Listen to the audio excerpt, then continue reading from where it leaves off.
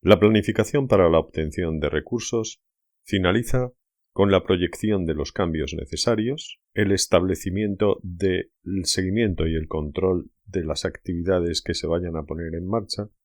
y la plasmación de todo lo que es el plan estratégico y el plan operativo en un documento escrito. En primer lugar, la proyección de los cambios necesarios hace falta previo a lo que es su operativización, es decir, de decir exactamente cuáles son las responsabilidades de cada una de las actividades y cuál es el coste que de ellas se va a derivar.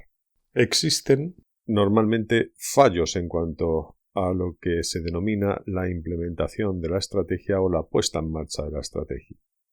Los criterios fundamentales o las razones fundamentales que suelen llevar a esa falta de éxito son, en primer lugar, que sea poco realista los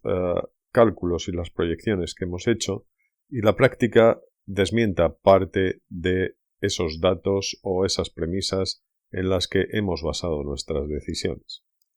En segundo lugar, puede ocurrir que los directivos no sepan bien cómo ponerlas en práctica por falta de conocimiento y de experiencia. Esto suele ocurrir en algunas organizaciones no lucrativas donde prima mucho más el voluntarismo que el conocimiento.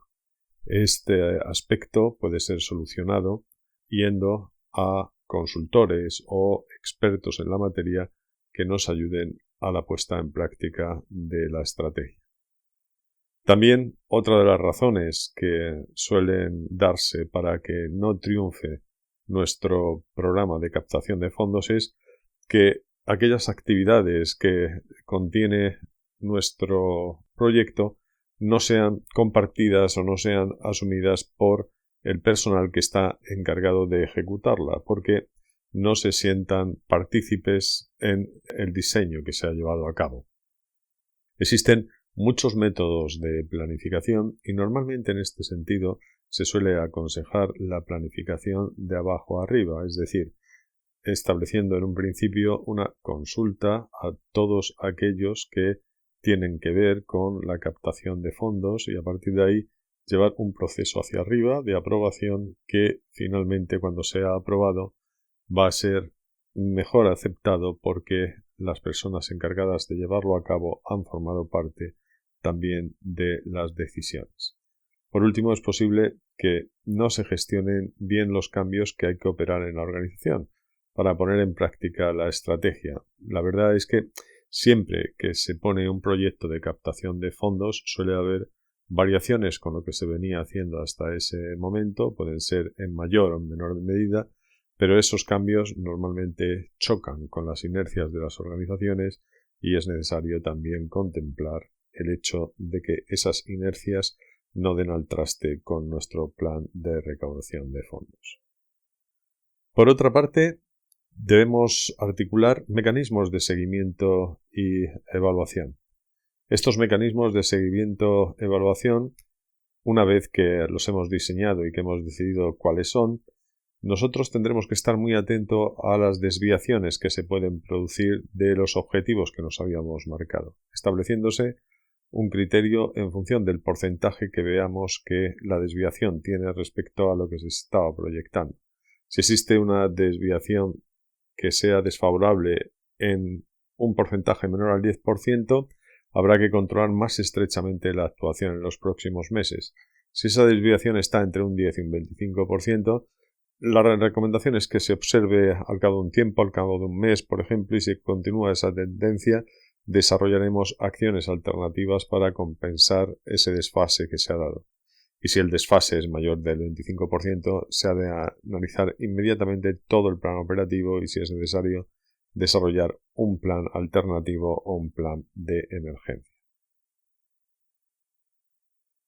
Finalmente, es necesario que todas las decisiones que hemos tomado desde el inicio y hasta este momento queden reflejadas en un plan por escrito. Nosotros tenemos que redactar la estrategia y normalmente la redacción de esta estrategia tiene, como se puede ver en pantalla, una serie de epígrafes que es necesario que contenga, como cuáles son las necesidades de recurso que nos han motivado a hacer este plan, cuáles son los objetivos, cuáles son las estrategias, qué proyectos de cambio tenemos, cuáles son los mecanismos de seguimiento y evaluación y una síntesis final.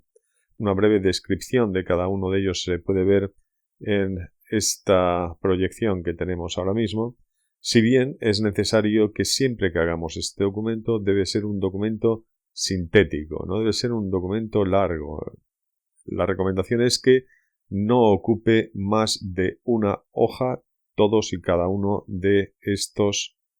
contenidos que debe contemplar. Un ejemplo de lo que sería este documento se puede ver en pantalla, un documento de síntesis en el que tenemos contemplados a quién va dirigido, quiénes son los individuos, cuál es el objetivo general que se pretende, cuál es el objetivo específico y cuáles son los programas de actuación que queremos llevar a cabo. Fijémonos que en este ejemplo nosotros tenemos acciones diseñadas para los individuos, para las empresas, para otras organizaciones no lucrativas e incluso para organismos públicos. Y, como vemos, sigue la recomendación de no ocupar más de una hoja. Con esto daríamos por finalizado lo que son los diversos pasos que se deben contemplar a la hora de hacer una planificación para la obtención de recursos en las organizaciones no lucrativas.